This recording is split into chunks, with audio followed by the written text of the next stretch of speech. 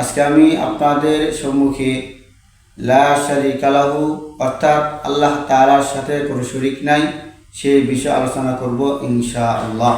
আসসালামু আলাইকুম ওয়া রাহমাতুল্লাহি ওয়া বারাকাতুহু।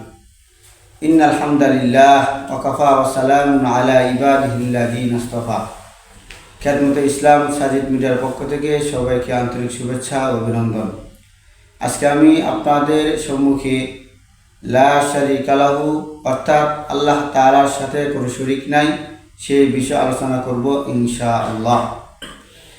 আল্লাহর কোনো শরীক বা অংশীদার নেই, তাই যেমনিভাবে আসমানি প্রত্যেক কিতাবে আল্লাহ তাআলা তাওহীদ ও একত্ববাদ সম্পর্কে ঘোষণা করা হয়েছে, তেমনিভাবে আল্লাহর অংশীদার না হওয়ার কথাটি অকট্ট প্রমাণাদির মাধ্যমে প্রমাণিত করা হয়েছে।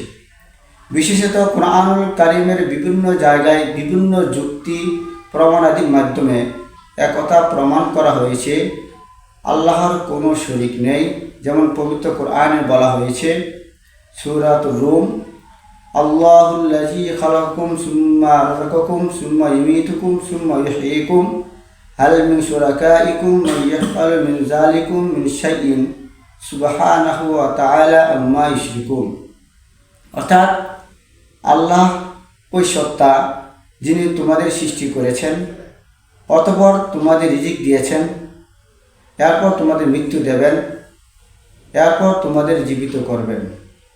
তোমাদের শরীকদের মধ্যে হইতে এমন কেউ আছে কি যে এসব কাজের মধ্যে কোনো একটি কাজ করতে পারবে?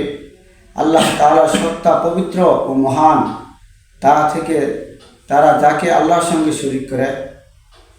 এই আয়াত দ্বারা বোঝা যায় আল্লাহ তাআলার সাথে কোনো শরীক নাই।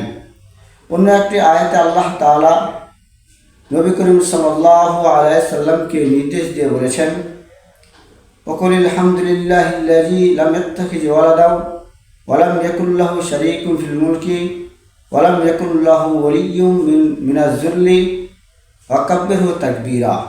অর্থাৎ সমস্ত প্রশংসা আল্লাহর, যিনি না কোনো সন্তান রাখেন এবং তার সার্বভৌমত্ব, না কোনো শরীক আছে, এবং তিনি না দুর্দশাগ্রস্ত হন, যে কারণে কোনো সাহায্যকারীর প্রয়োজন হতে পারে।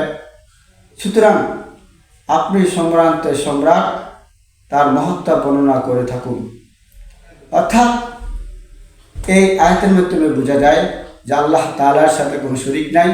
তিনি রিজিক দান করেন আমাদেরকে এবং তিনি মৃত্যু দান করেন, তিনি আবার পুনরায় জীবিত দান করেন। উপরোক্ত আয়াতের দ্বারা এটাই বোঝা যায় আল্লাহ তাআলার সাথে কোনো শরীক নাই। অপর একটি সূরার মধ্যে রয়েছে, লুকমান আলাইহিস সালাম তার ছেলেদেরকে উদ্দেশ্য করে বলেছিল, ইয়া বুনাইয়া লা তুশরিক বিল্লাহি শাইআ, হে আমার সন্তানেরা, তোমরা আল্লাহ তাআলার সাথে শরীক করো না, কেননা ইন্না শিরকা লা যুলমুন আযীম, কেননা শিরিক করা হলো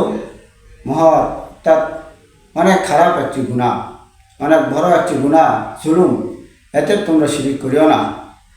এই আয়াত দ্বারাও বোঝা যায় যে আল্লাহ তাআলা এক, আল্লাহ তাআলার সাথে কোনো অংশীদার নাই।